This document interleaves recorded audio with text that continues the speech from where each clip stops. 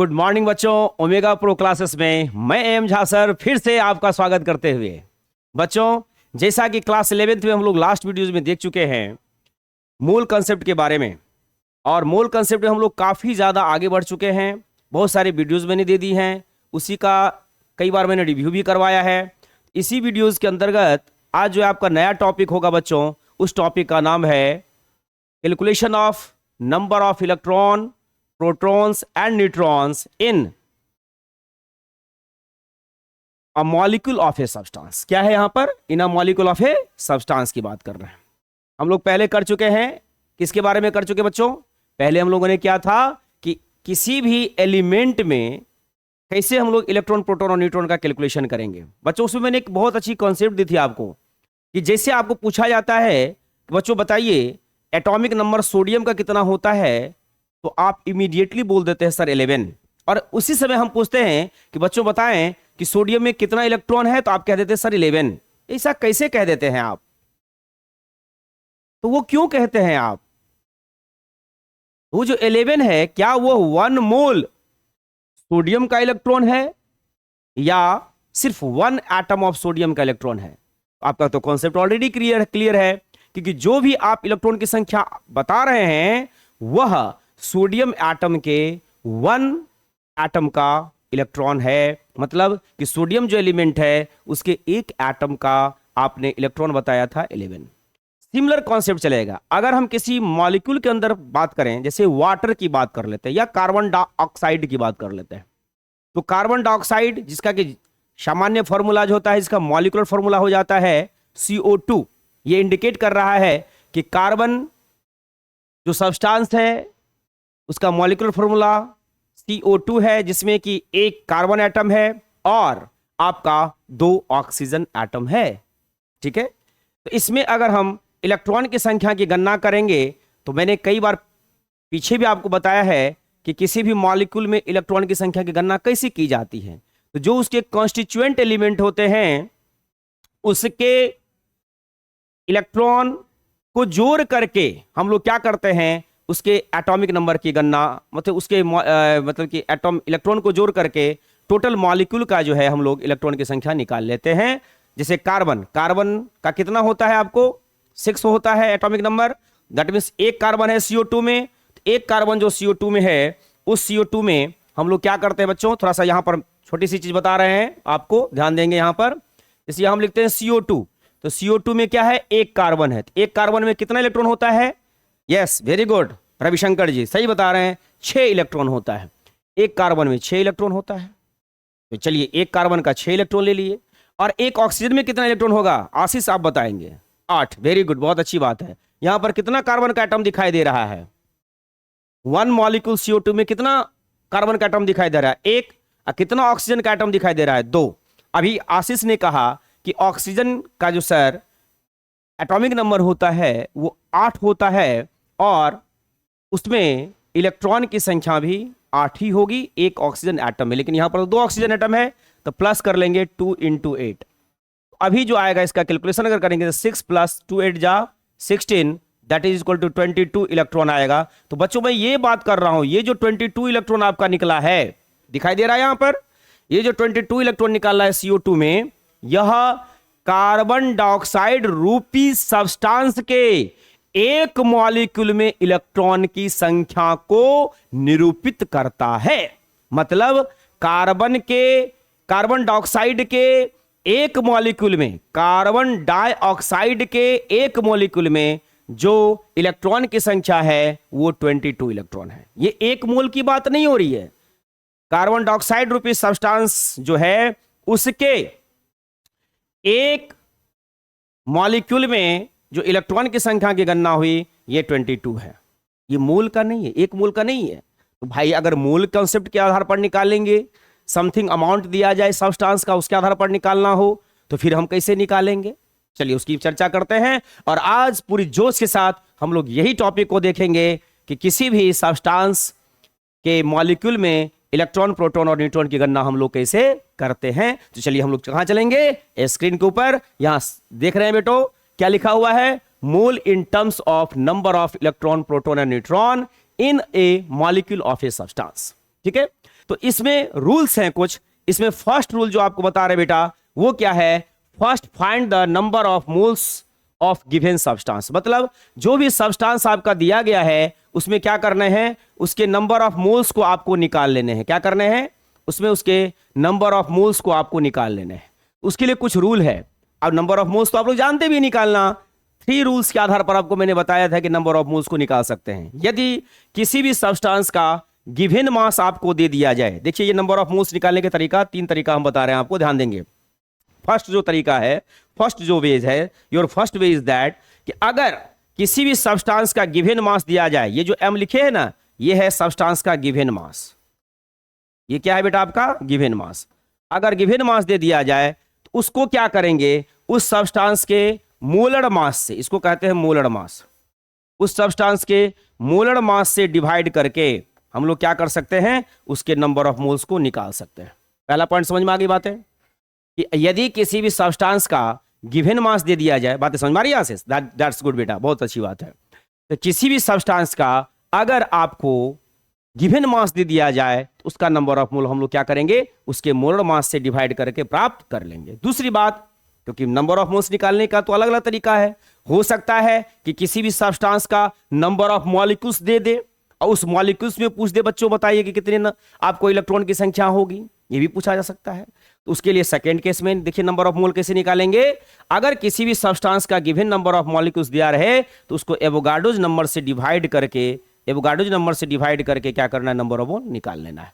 तीसरा जो होता है वो होता है नंबर ऑफ ग्राम एटम्स। यदि किसी भी सब्सटेंस का नंबर ऑफ ग्राम एटम्स दे दे तो क्या करना है, उसके given number of gram atoms को 1 ग्राम एटम्स नहीं बल्कि यहां मॉलिक्यूल की बात हो रही है।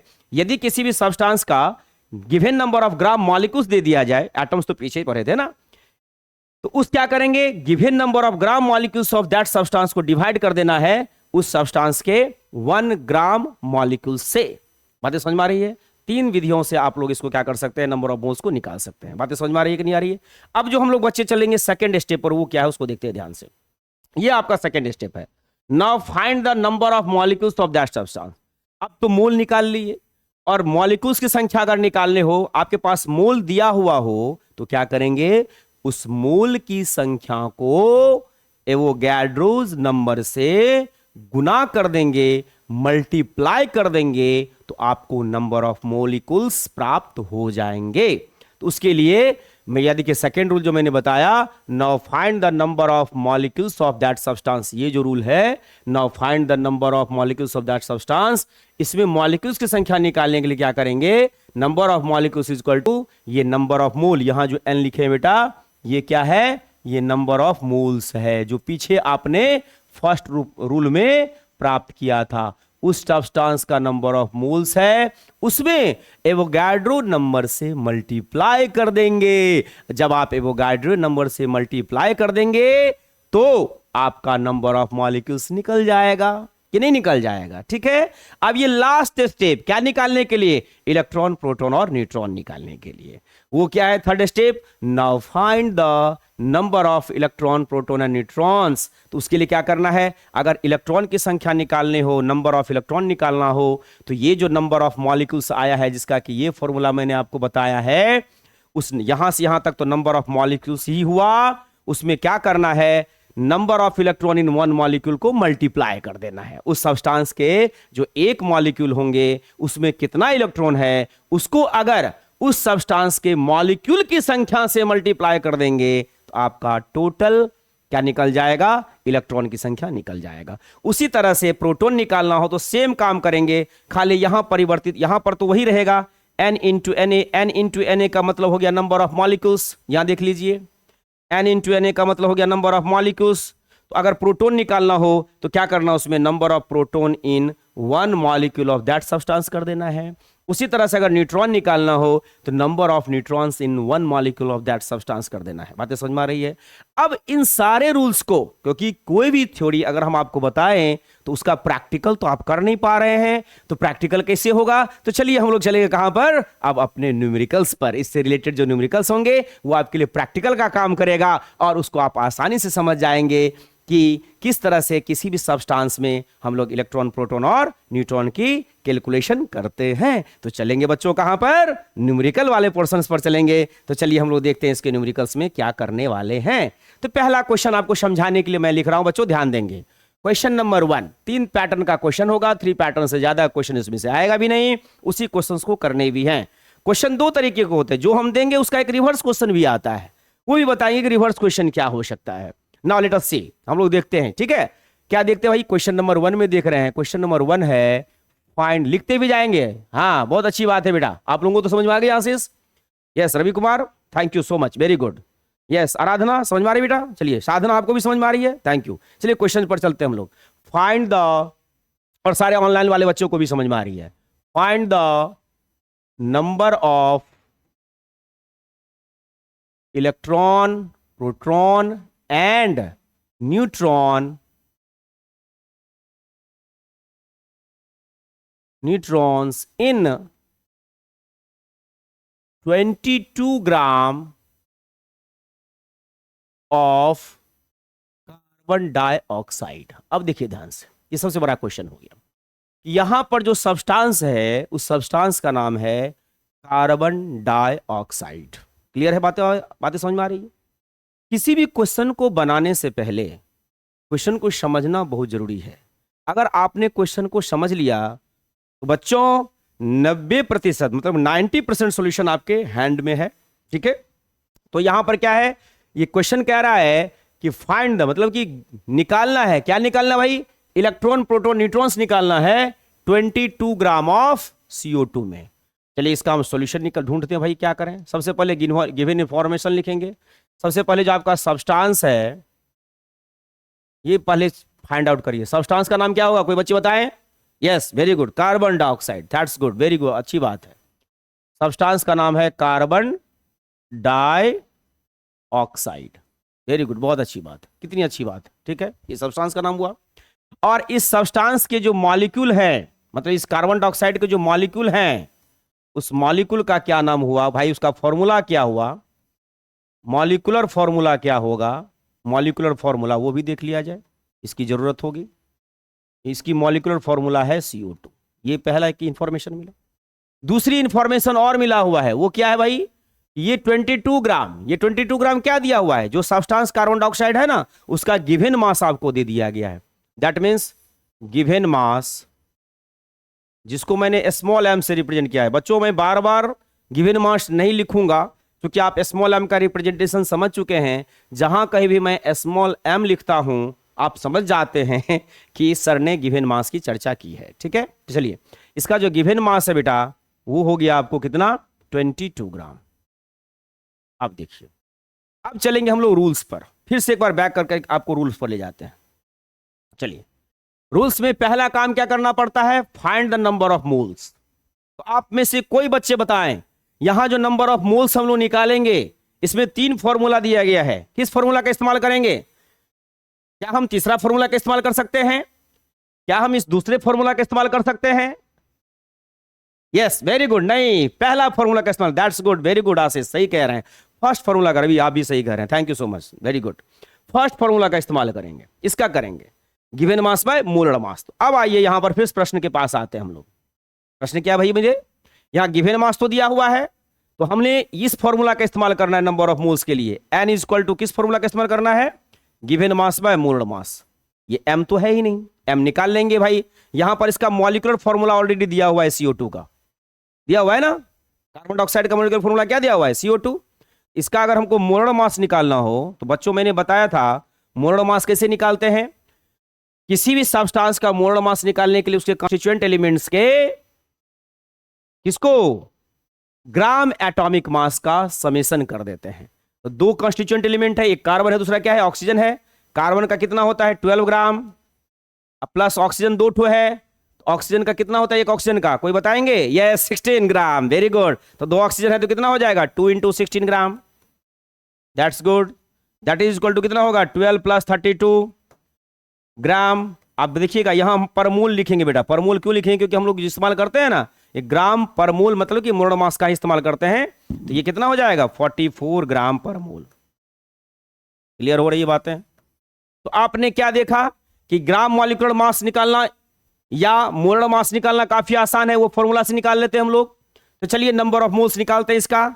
गिवन मास कितना है 22 ग्राम, 22 ग्राम की हुआ। पहला स्टेप पर है अभी हम लोग, फर्स्ट स्टेप को फॉलो कर रहे हैं, नंबर ऑफ मोल निकाल रहे हैं।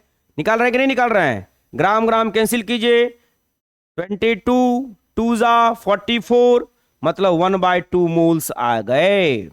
1/2 मोल्स को आप 0.5 मोल्स भी कह सकते हैं। इतने मोल्स आ गए। क्लियर हो गई बातें? समझ में आ रही बातें? अब क्या करने बच्चों, अब हमने चलने हैं सेकेंड रूल पर। सेकेंड रूल क्या कहता है कि जब नंबर ऑफ मोल्स आपको ज्ञात हो जाए तो क्या करना है? नंबर ऑफ मोल्स अगर किसी सब्सटेंस का निकल गया तो क्या करना है? उस सब्सटेंस के नंबर ऑफ मोल में एवोगैड्रो नंबर को मल्टीप्लाई कर देना है और क्या निकालना है? नंबर ऑफ मॉलिक्यूल्स निकालना है। ठीक है, तो चलिए अब इसमें क्या करते हैं, फर्स्ट स्टेप हो गया, फर्स्ट स्टेप का काम खत्म। चलिए हम लोग कहाँ आते हैं? सेकेंड स्टेप पर आते हैं। ये सेकेंड स्टेप शुरू करते हैं। तो सेकेंड स्टेप में क्या करना है भाई? हमको ये निकालना है number of molecules, number of molecules of CO2 ये निकालना है। तो number of molecules of CO2 अगर हमको निकालना पड़े तो हमने क्या करना होगा बच्चों? ये जो नंबर ऑफ मोल्स आया है 1/2, इसको मल्टीप्लाई कर देना है। दैट मींस कौन सा फॉर्मूला का इस्तेमाल करेंगे? पूरे फॉर्मूला हम एक बार लिख देते हैं तो कुछ बच्चे कंफ्यूज कर जाते हैं, क्या कर रहे हैं sir? n into N A formula का इस्तेमाल करेंगे। यहां जो आपका n आया है 1/2 है और Na का वैल्यू होता है 6.022 इंटू 10⁻23। अब इसको कट कर दीजिए तो 3.011 दैट इज इक्वल टू कितना होगा? 3.011 इंटू 10⁻23। चलिए सेकेंड स्टेप का भी काम हो गया। नाउ अब क्या करना है? थर्ड स्टेप पर जाना है। थर्ड स्टेप में क्या होता है? जो नंबर ऑफ मॉलिक्यूल्स आपको प्राप्त हुआ उस सब्सटेंस का जिसका कि इलेक्ट्रॉन प्रोटॉन निकालना है, ठीक है, उसमें क्या करेंगे? ये सबसे महत्वपूर्ण स्टेप है, लास्ट स्टेप, जिससे कि आपको फाइनल आंसर आने वाला है। उसमें क्या करना है वो बता देते हैं। उसमें क्या करते हैं हम लोग? इसके थर्ड रूल पर चलिए, उसको एक बार फिर से देख लीजिए आप लोग ताकि आपको समझ में आ जाए।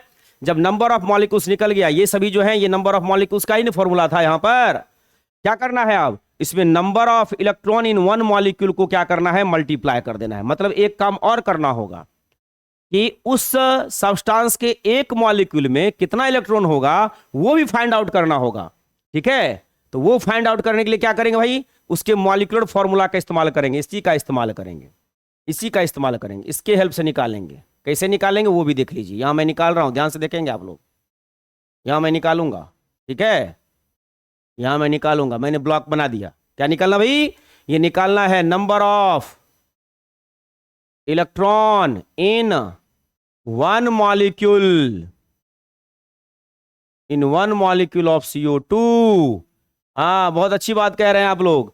तो कैसे निकालेंगे? एक मॉलिक्यूल CO2 में, CO2 में ये जो एक मॉलिक्यूल है उसमें इलेक्ट्रॉन की संख्या अगर निकालना हो तो ये देखना पड़ेगा पहले कि उसके कॉन्स्टिट्यूएंट एलिमेंट कौन कौन है। तो बच्चों आपको तो पता ही है, यहाँ कॉन्स्टिट्यूएंट एलिमेंट कौन है? एक कार्बन और 2 ऑक्सीजन एटम है। तो एक कार्बन में कितना इलेक्ट्रॉन होता है?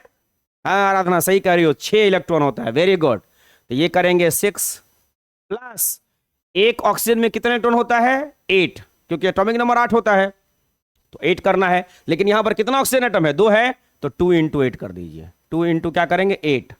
कितना हो जाएगा? 6 plus 16 that is equal to कितना आएगा? जल्दी बताइए। 6 प्लस 16 कितना हो गया? 22। ये आ रहा है, ये आ रहा है, ध्यान से देखिएगा, 22 इलेक्ट्रॉन आ रहा है। अब देखिए ये 22 इलेक्ट्रॉन कितने में आ गए आपको? एक CO2 मॉलिक्यूल में 22 इलेक्ट्रॉन आए। सेकेंड स्टेप भी काम हो चुका था। मॉलिक्यूल कितना है आपके पास CO2 का? इस गिवन 22 ग्राम में कितने मॉलिक्यूल्स आए हुए हैं? 3.011 इंटू 10⁻23 मॉलिक्यूल्स आए हुए हैं, ये आए हुए हैं। अब इनको उनके साथ 22 के साथ मल्टीप्लाई कर दीजिए, क्योंकि एक मॉलिक्यूल में 22 इलेक्ट्रॉन, तो आपको फाइंड आउट करना है 3.011 इंटू 10⁻23 मॉलिक्यूल में कितना इलेक्ट्रॉन, वही ना होगा उसकी इलेक्ट्रॉन की संख्या। तो चलिए अब इस पर चलते हैं। Now let us see the third step. Third step में क्या करना है? अब आराम से समझ गए ना आप लोग। थर्ड स्टेप में क्या करना है? नंबर ऑफ इलेक्ट्रॉन निकालना है भाई। नंबर ऑफ इलेक्ट्रॉन इन कितना में निकाल रहे थे?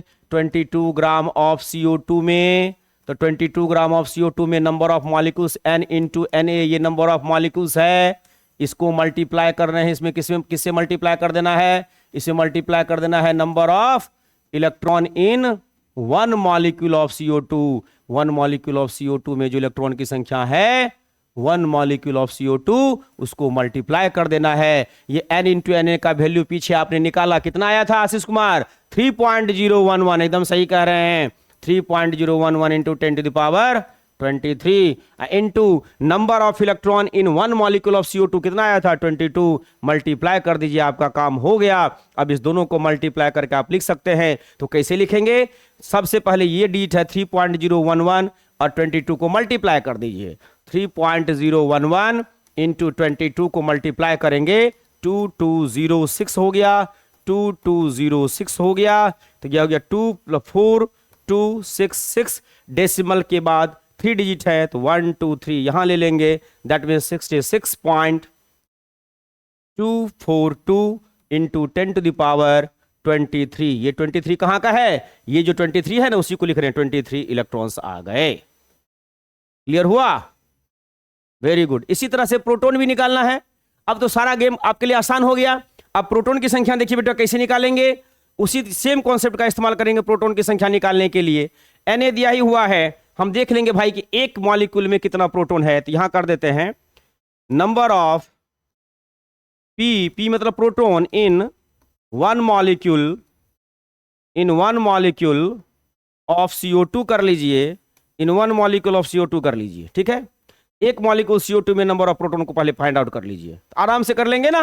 कैसे निकालते हैं? किसी भी सब्सटेंस में के एक मॉलिक्यूल में इलेक्ट्रॉन प्रोटॉन की संख्या उसके मॉलिक्यूलर फार्मूला की हेल्प से निकालते हैं। तो यहां CO2 कार्बन डाइऑक्साइड सब्सटेंस है, उसका मॉलिक्यूलर फार्मूला CO2 दिया हुआ है। आसान है कि नहीं है? एकदम आसान है। देखिए कितना आसान है। तो उसमें कितने कार्बन है? एक कार्बन है। एक कार्बन में कितना प्रोटॉन? 6।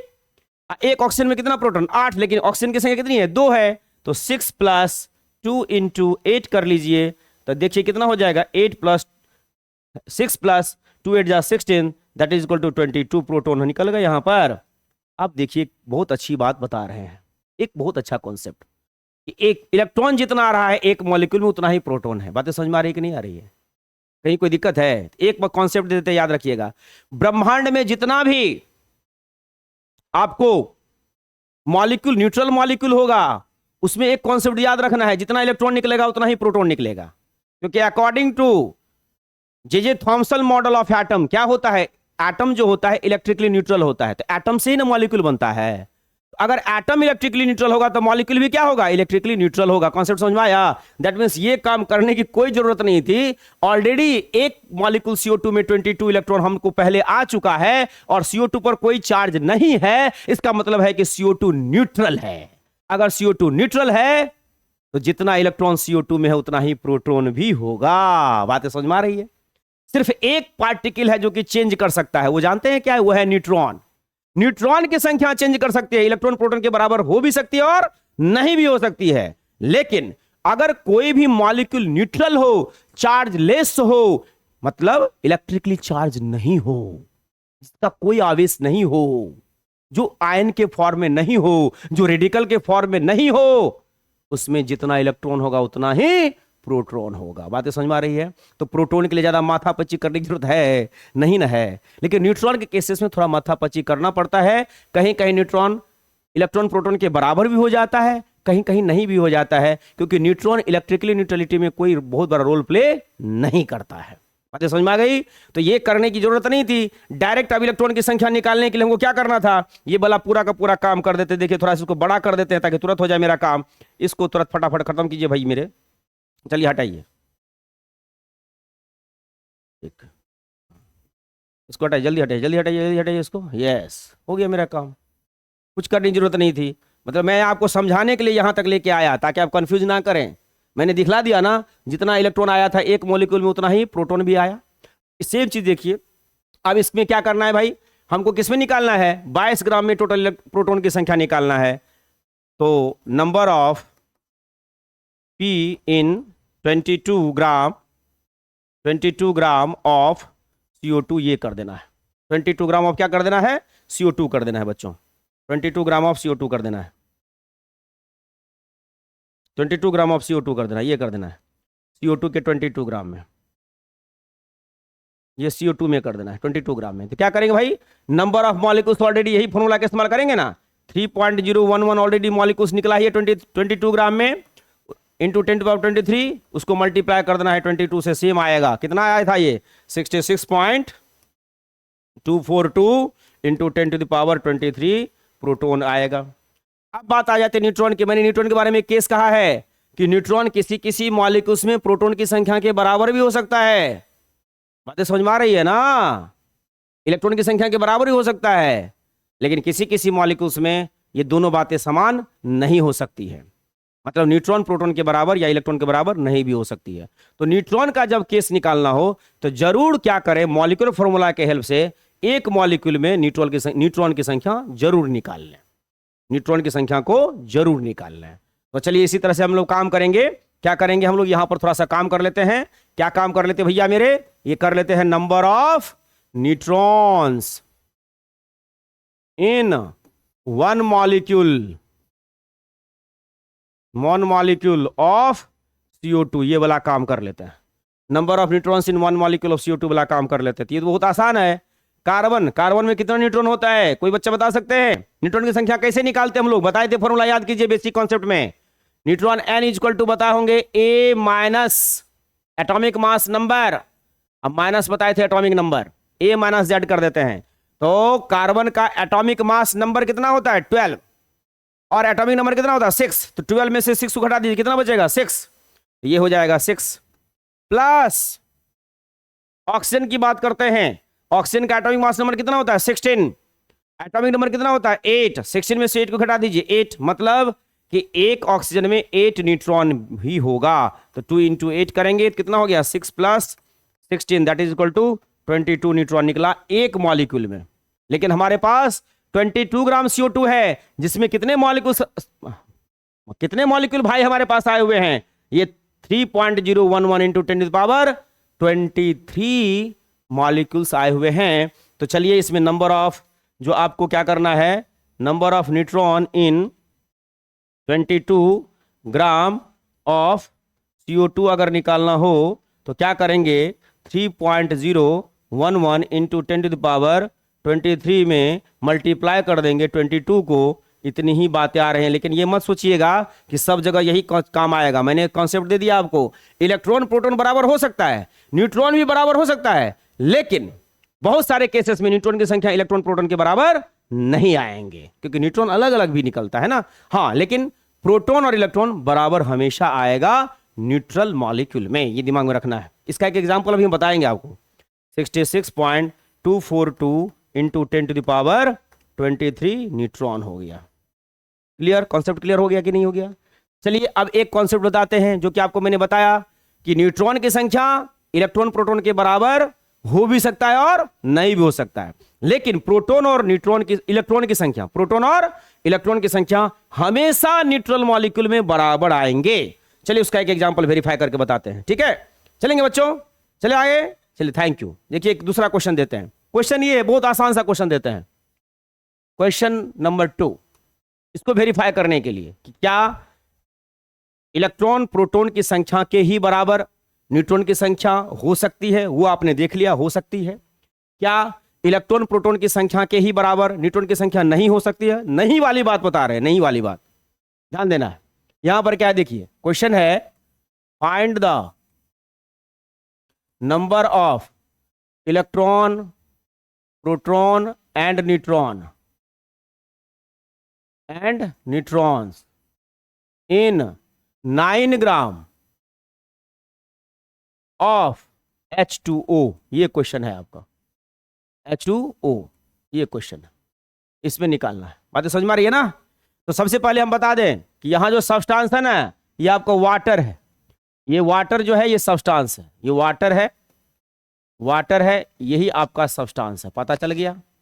और ये जो लिखा हुआ है ये वाटर का मॉलिक्यूलर फॉर्मूला है, m.f मतलब मॉलिक्यूलर फॉर्मूला लिखा हुआ है, किसका? वाटर का मॉलिक्यूलर फॉर्मूला, ध्यान दीजिएगा।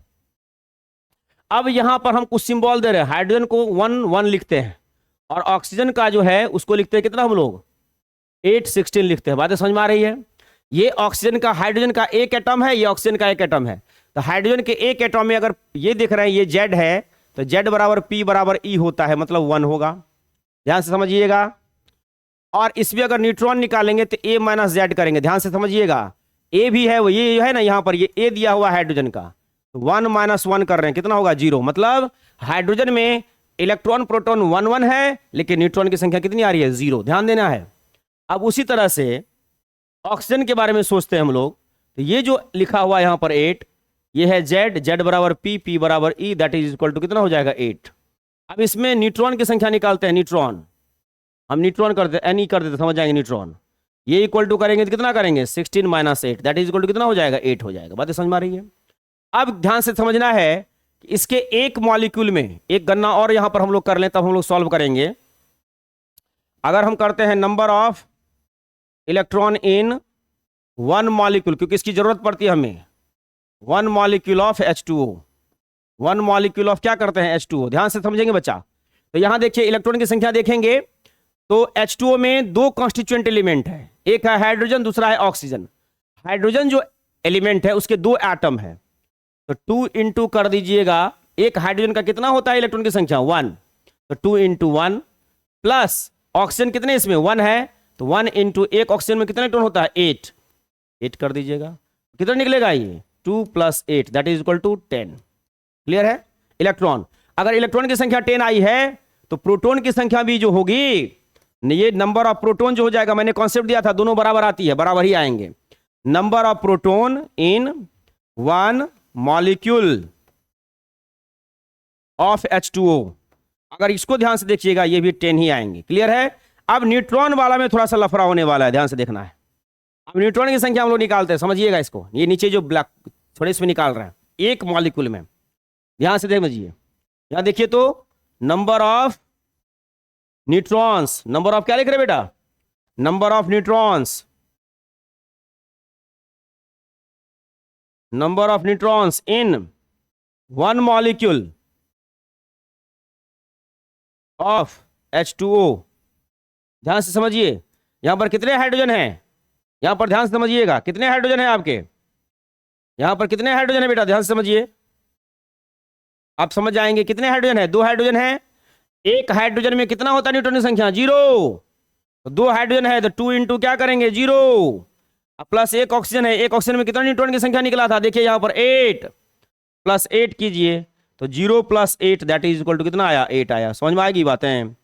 अब देखिए तो प्रोटॉन की संख्या और इलेक्ट्रॉन की संख्या 10 10 आ रही है, लेकिन न्यूट्रॉन की संख्या कितनी आ रही है 8 आ रही है एक मॉलिक्यूल में। अब समझ में आ गया तो मैंने क्यों कहा था कि न्यूट्रॉन की संख्या इलेक्ट्रॉन प्रोटॉन के बराबर हो भी सकती है। यही बात CO2 में देखिए, CO2 में जितना न्यूट्रॉन आया था एक मॉलिक्यूल में, उतना ही प्रोटॉन भी था, उतना ही इलेक्ट्रॉन भी था। लेकिन H2O के केसेस में इलेक्ट्रॉन प्रोटॉन तो ठीक है बराबर है, लेकिन क्या न्यूट्रॉन की संख्या उसके बराबर है, नहीं है। तो न्यूट्रॉन वाला केसेस में हो भी सकता है बराबर, नहीं भी हो सकता है। लेकिन इलेक्ट्रॉन प्रोटॉन के केसेस में देखिए, मैं इस बात पर बार बार जोर दे रहा हूं कि इलेक्ट्रॉन प्रोटॉन के केसेस में दोनों की संख्या हमेशा हमेशा हमेशा बराबर रहेगी। बातें समझ में आ रही है। तो चलिए हम लोग क्या करते हैं बेटा, ध्यान देना है यहां पर।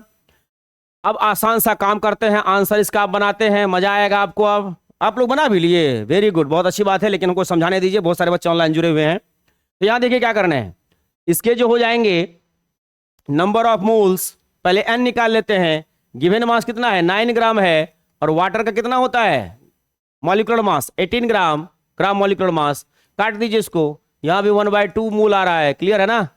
अब नंबर ऑफ मॉलिक्यूल्स निकाल लीजिए, number of molecules, number of molecules of H2O निकाल लीजिए। ये इक्वल टू कितना होगा n इंटू Na। क्लियर है, n है 1/2, Na है 6.022 इंटू 10⁻23। बातें काटिए इसको बेटा, कितना हो जाएंगे ये हो गया कितना 3.011, that is equal to 3.011 into 10⁻23। Clear है ना। ये देखिए ध्यान से, बातें समझ में आ रही है, बातें समझ में आ रही है कि नहीं आ रही है। अब क्या करना है, इलेक्ट्रॉन प्रोटॉन निकालना है। कॉन्सेप्ट समझ में आ रहा है ना।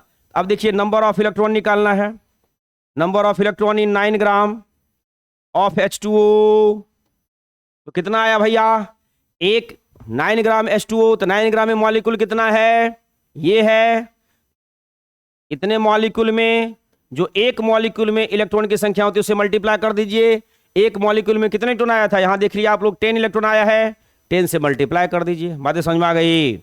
उसी तरह से नंबर ऑफ पी मतलब proton in 9 gram of H2O निकालिए, तो 3.011 इंटू 10⁻23 इंटू 10, ये इलेक्ट्रॉन था, ये प्रोटॉन हो गया। देखिए दोनों बराबर आ रहा है।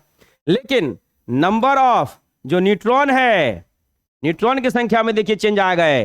क्या होगा, 3.011 इंटू 10⁻23 इंटू यहां पर 8 न्यूट्रॉन्स हो जाएंगे। मैं तो यही समझाने वाला था आपको कि जरूरी नहीं है कि न्यूट्रॉन की भी संख्या प्रोटॉन और इलेक्ट्रॉन के बराबर आ जाए, लेकिन प्रोटॉन और इलेक्ट्रॉन की संख्या हमेशा हमेशा न्यूट्रल मॉलिक्यूल में सेम आएगा। समझ में आ गई बातें। तो आज के कुछ वीडियोस में बच्चों आपने सीखा कि कैसे हम लोग इलेक्ट्रॉन, प्रोटॉन और न्यूट्रॉन की गणना किसमें करें, किसी भी सब्सटेंस के मॉलिक्यूल्स में कर सकते हैं। बातें समझ में आ रही है, बातें समझ में आ रही है कि नहीं आ रही है। अब नेक्स्ट जो है आगे की वीडियोस में हम आपको बताएंगे, बहुत ही इंटरेस्टिंग पॉइंट होगा, उसमें बताएंगे कि आप रेडिकल्स में कैसे इलेक्ट्रॉन, प्रोटॉन और न्यूट्रॉन की गणना करेंगे।